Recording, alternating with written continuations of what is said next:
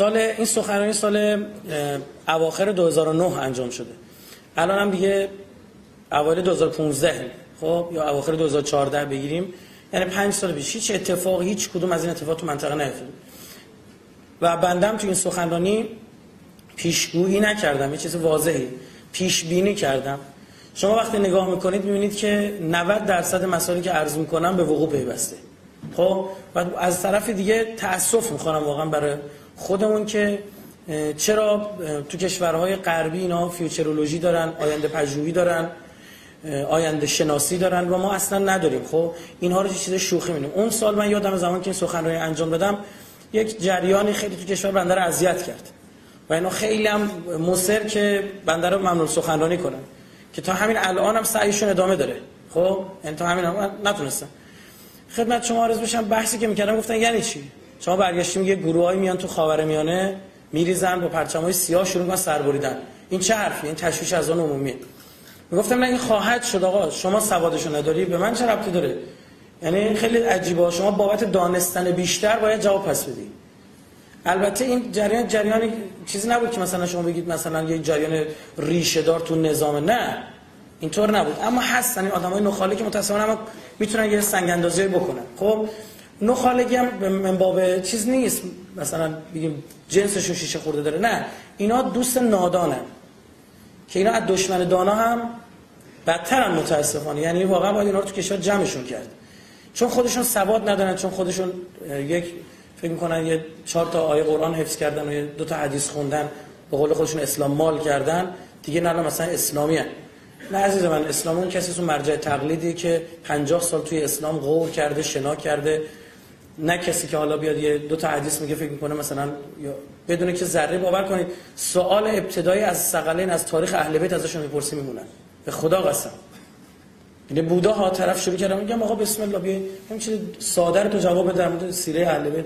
تو امامت رو نمیشناسی، تو کجا دروغ میگی، تو اصول دینت مشکل داره، تو امامت رو نشناختی،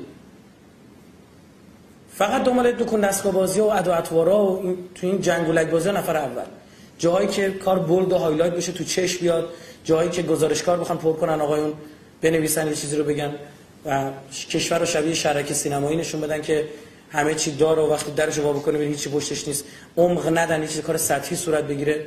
اون موقع منتها مشکل اینجا بود که اینا بعد میگفتن تازه اگه اینا درسته چرا به مردم میگی؟ به مردم نگو. میگم بابا من هم به شما گفتم میبینم هیچ اثری نداره، حداقل وظیفه میگه دیگه به مردم بگم. خب ببینید جریانات بوده، خوب نگاه بکنید ببینید که عموم این اتفاقا افتاده و شاید بگم 80 تا 90% دیگه. من که نمیتونم برگردم سخنرانی 5 سال پیش بسازم واسه خودم که عیناً گفتم و اگر کار میشد تیکه تیکه بخش صحبتو در میومد شما اصلا این نگاه درتون به وجود که تمام این نکات گفته شد. من فقط 6 دقیقه 7 دقیقه‌شو جدا کردم، گفتم که بچه‌ها جدا کنن، کات کنن، بفرستن. دیروزم برام ایمیل کردن، یعنی من دفتر نبودم، گفتم از این تایم تا این تایم رو جدا کنید برام بفرستید، اونجا که دارم بحث انجام میدم. ببینید نکات خوب دقت بفرمایید. التي اخبر عنها رسول الله صلی الله علیه و سلم، آلهی نداره دیگه قاعدتا، که به ما خبر داد که رسول الله قبلا داده. حیث یهدی الله عبده عبدالله الثانی، اونگونه که خدا بنده خودش رو عبدالله الثانی رو هدایت میکنه. برای چی؟ لقتال الیهود، برای کشتن یهودیان. پس اون تهدیداتی که داره یهودیان میکنه آقا یعنی چی؟ یعنی خب بری واقعا یهودی‌ها رو بکشی؟ شما که میگی یهودی‌ها داره اینا میچرخونن جریان سخت بود.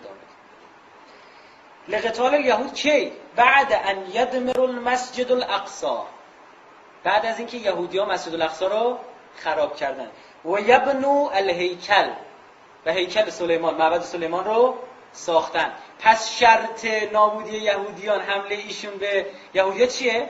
مسجد الاقصی خراب بشه هم نه ها، معبد سلیمان هم ساخته بشه. جالب اینجاست ملک عبدالله بارها میگه مسجد الاقصی رو اگه خراب کنی من باهاتون برخورد میکنم ها. در ادامه فیقاتلهم الملک، دیدید که عبدالله الثانی، عبدالله الثانی هم ملک عبدالله دیگه، چون تو اجدادینگ عبدالله دیگه هم بود. فیقاتلهم الملک عبدالله الثانی و یعید فتح بیت المقدس، بعد هم میده فتح بیت المقدس رو. بعد چی؟ باز اینجا باز بعد داره، باز شرط داره. بعد الاستعانت بالمجاهدین من رایات الاسود، بعد از اینکه صاحبان پرچم‌های سیاه اینا رعایت کردن. پرچم‌های سیاه مال کجاست؟ تو روایت ظهور پرچم سیاه خراسانی مال کجاست؟ مال ایران. تو روایتش اینا میگن کجا؟ میگن خراسانی از افغانستان ظهور می‌کنه. خیلی جالب. افغانستانی که قبلا طالبان رو اونجا سر کار گذاشتن، به قدرت رسوندن. الان آمریکا موفق شد طالبان رو از بین ببره؟ نه خیر. برای شما عجیب نیست اولین ارتش دنیا نمیتونه این کارو بکنه؟ خودشون دارن سلاح میدن به طالبان، میگن بزنید.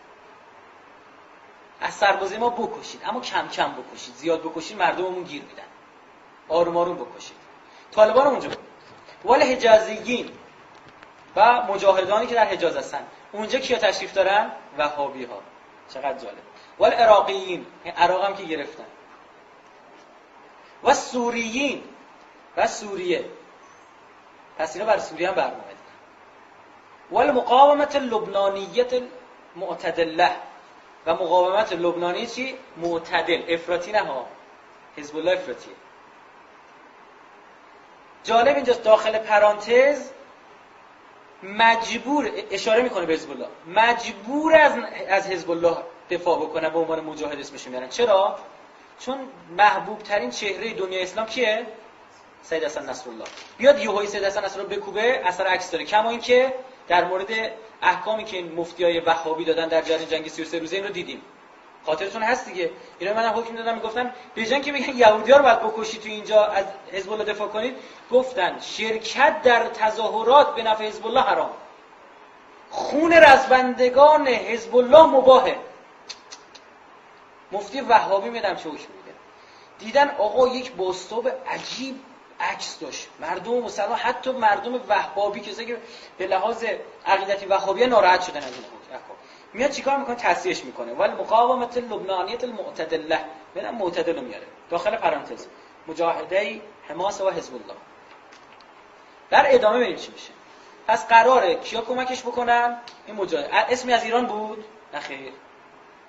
اون مجبور، چون در روایت ما خراسانی رو داریم، سید خراسانی و پرچم‌های سیاه خراسانی داریم، اونم بردش تو افغانستان. خب ولن عذر میخوام دوستان، در این حدیث ما یمنیین رو جا انداختم. من رایات الاسود والیمنیین. در یمن هم اینا چیکار کردن؟ جنگو که دیدید رو انداختن. ببینید دنیا رو ریز به ریز طبق فرمولی که برنامه‌ریزی کردن دارن پیش میبرن. ولن تقوم للخلافه الهاشمیه، و خلافت هاشمی برپا نخواهد شد الا، این شرط بعدیش چیه؟ همینجوری داره شرط میذاره دیگه. اول بیت المقدس خراب بشه، بعدش مسجد الاقصی معبد سلیمان ساخته بشه، این مجاهدان همکاریش هم بکنن همه با هم. یه شرط دیگه هم الا بعدن یعقد المجاهدین هدنه مع الروم. تازه مجاهدین هم که تازه میخوان بیان یه عقد میکنن، یه قرارداد مینویسن. هدنه یعنی قرارداد صلح، یک صلح مینویسن مع الروم و الامریکیین. روم نماد غرب در روایت، با روم و آمریکایی ها. این الان شرح دیگه، تفسیر اون روایته. پس مسجد الاقصی خراب میشه، بیت المقدس خراب میشه، معبد سلیمان ساخته میشه، تمام مجاهدین زیر پرچم ملک عبدالله جمع میشن که به جنگن. نخیر. چیکار میکنن؟ قرارداد صلح مینویسن. و خسته نباشین چه کاری مجاهدین یه جوری اسپورتی ما فکر می‌کنم حمله کنید. یعقد المجاهدین هدنه مع الروم و الامریکیین طویل الاجل، برای یک مدت طولانی خواهد بود. حالا بعدش میخواین چیکار کنید؟ بعدش اینه داشته باشین یتم قتال الفرس الرافضه. صلح میبندن، بعدش تموم میکنن کار فارس های رافضی و شیعه رو. یعنی گناه کرد در بلخ آهنگری به شوشتر زدن گردن مسگری، اسرائیل زده بیت المقدس رو خراب کرده، اینا دارن برنامه‌ریزی که مجاهدین رو جمع میکنن که به ایران حمله بکنن و این طرحیه که اونو ریختن. والقضاء علیهم، و پایان دادن به کار اینها. ثم القضاء علی الیهود، بعدش حمله میکنیم به یهود. چقدر جالب. بعدش هم اینها حکومت عربی رو در شبه جزیره عربستان، مصر، سودان، همینا رو اسم میبره. در کشور مغرب، تونس، الجزایر، لیبی، مصر و غیره و همه فلسطین رو تحت سلطه یک خلافت بزرگ میارن. خب همونطور که دیدید و عرض کردم، توی اونجا این مباحث بر مبنای بررسی رسانه‌ها و آماده سازی ذهنی در واقع این کشورهای عربی و اسلامی بود. وقتی من نگاه می‌کردم میدم عجب اینها دارن یه کاری دارن میکنن، اینها رو دارن آماده میکنن برای یک سری اتفاقات. و وقتی رسانه‌هاشون رو چک میکردم، تالارهای گفتگوشون رو چک میکردم، یعنی جزء یک از واقعا روزی شاید 5 ساعت 6 ساعت بعضن وقت میذاشتن هر روز. من اینا رو چک میکردم، نگاه میکردم عجب اینا دارن یه چیزی رو آماده میکنن که این کشورهای عربی با هم یکی خواهند شد و با امریکایی‌ها و غربی‌ها و دقیقاً هم همین شد و عربستان و قطر و امارات، ترکیه حتی با غربی‌ها یکی شدن برای زدن سوریه که اینجا اصلا دیدید دقیقاً عرض کردن برای سوریه هم برنامه دارن. خب و اصل برنامه اصلی و ریشه‌ایشون هم زدن ایرانه، یعنی از بین بردن از سوریه تا ایران و محور مقاومت رو بزنن با یک نقشه چی؟ آخرالزمانی، با یک نگاه آخرالزمانی بیارن اینو جلو.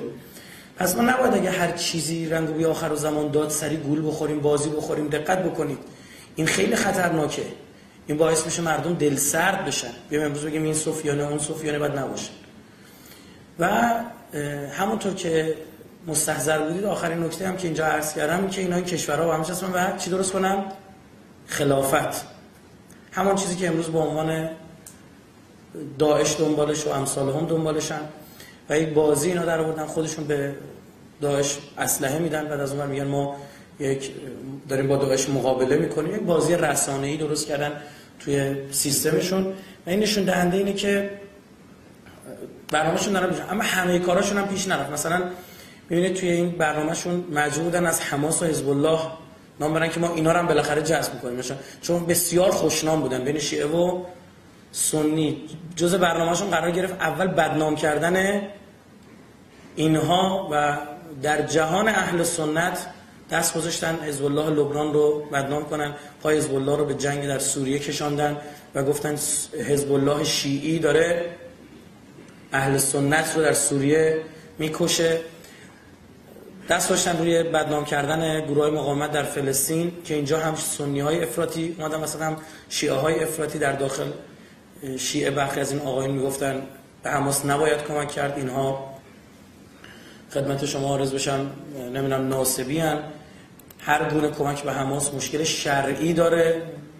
آدم این تا کجا دیگه حرف مزخرفی امثال این آقای یاسر الحبیب که شبکه